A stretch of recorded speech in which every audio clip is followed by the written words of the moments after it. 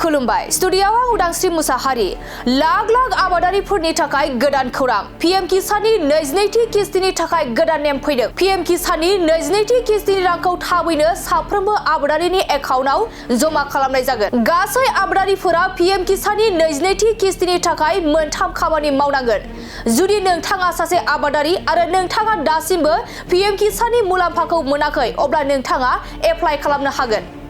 बिनि थाखाय माबोरै एप्लाइ खालामनांगौ एबा बबेयाव खालामनांगौ आरो 22थि किस्तिनि फारिलाइयाव नोंथांनि मुङा दंना गैया बेफोरखौ माबोरै खालामनांगोन बेफोरनि सायाव माखासे खौरां लाना फैदों नंगौ बे समाव लाख लाख आबादारिफोरनि थाखाय गिदिर खौरां बे समाव पीएम किसाननि 22थि किस्तिनि राङा मुलाम्फागिरिफोरनि एकाउन्टआव जमा जानो थांगासिनो दं बिनि थाखाय मावनांगोन मोनथाम खामानि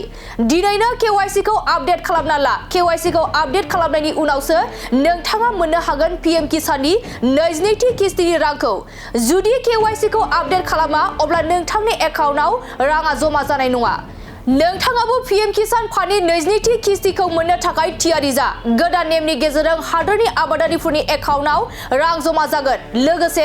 जुदि नोंथाङा सासे आबादारि नाथाय दासिमबो पीएम किसाननि मुलाम्फाखौ मोनाखै आरो जायफोरनि एकाउन्टआव पीएम किसान फान्डनि 22थि किस्तिनि राङा हाबा अब्ला 155261 हेल्पलाइन नम्बराव फोनांजाब खालामनो हागोन लोगोसे फारिलाइयाव नोंथांनि मुङा दंना गैया बेखौ नायनो थाखाय गुगोलाव थांनानै पीएम किसान सार्च खालामनांगोन बिनि उनाव पीएम किसान वेबसाइटआव हाबनानै गावनि रेजिस्ट्रेशन नाम्बारखौ होनांगोन आरो आधार नाम्बार भटार नाम्बार पेन कार्ड नाम्बार होनानै निउ फार्मार रेजिस्ट्रेशनआव थुनांगोन बेनि उनाव बेनिफिशियारि लिस्टआव हाबनानै गावनि जिल्लानि मुं रायजोनि मुं बेफोरखौ गासैखौबो आबुं खालामखांनायनि उनाव 22थि किस्तिनि फारिलाइखौ नुनो मोनगोन बे फारिलाइयाव जुदि नोंथांनि मुङा गैया अब्ला सिगाङाव फोरमायनाय 155261 हेल्पलाइन नम्बराव फोनांजाब खालामनो हागोन